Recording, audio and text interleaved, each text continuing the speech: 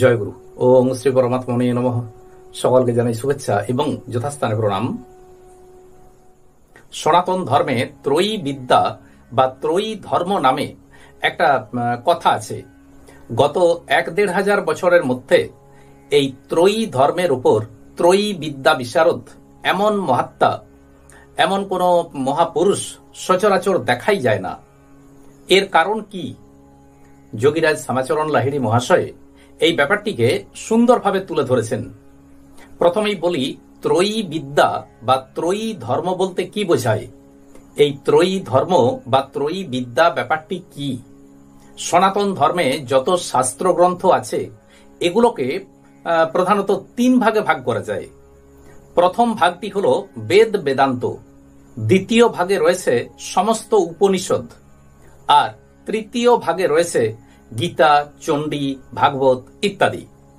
মহাত্মাদের মধ্যে আমরা দেখতে পাই যে কেউ কেউ হয়তো প্রথম ভাগটিতে অর্থাৎ বেদ বেদান্তে পারদর্শী, আবার কেউ কেউ দ্বিতীয় ভাগে অর্থাৎ উপনিষদের উপর পারদর্শী, আর কেউ বা তৃতীয় ভাগটিতে গীতা, চণ্ডী, ভাগবত এই সমস্ত শাস্ত্র গ্রন্থে যথেষ্ট পারদর্শী।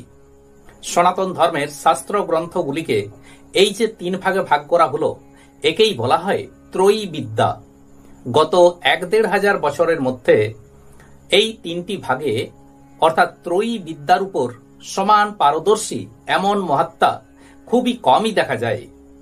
আর যারা এক একটি ভাগে পারদর্শিতা অর্জন করেছেন, এক একটি ভাগে বিশেষ দক্ষতা যাদের মধ্যে আছে, তারা প্রায় কেউই এই দিকটিকে তুলে ধরেন নাই যে এই সমস্ত শাস্ত্র গ্রন্থগুলিতে একই সাধনার কথা বলা আছে, আর এই শাস্ত্র গ্রন্থগুলোতে যে একই আত্মজ্ঞানের কথা বলা আছে এমনটাও কেউ তুলে ধরেন নাই।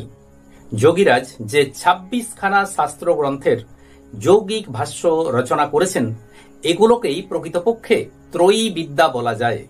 তিনি যে শুধুমাত্র এই ২৬টি গ্রন্থের যৌগিক ভাষ্য দিলেন এমনটাই নয়, তিনি শুধুমাত্র যে এগুলোর যৌগিক ভাষ্য দিয়েছেন এমনটা নয়, এছাড়া তিনি এই ত্রয়ী বিদ্যার যে একই উদ্দেশ্য, একই সাধন পথ এবং সবশেষে যে আত্মজ্ঞান লাভ হয়, এই সমস্ত দিকগুলিকে কোনো মহাত্মাই তুলে ধরেননি।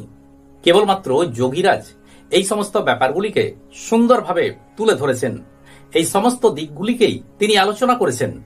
এর দ্বারা আমরা এটিই বুঝতে পারি যে যোগীরাজ ছিলেন সম্পূর্ণভাবে ত্রয়ী বিদ্যা বিশারদ।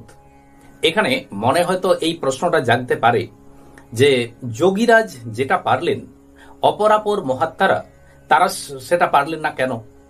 বা সেই সমস্ত মহাপুরুষেরা, মহাত্মাগণ সেই ত্রয়ী বিদ্যায় বিশারদ হতে পারলেন না কেন?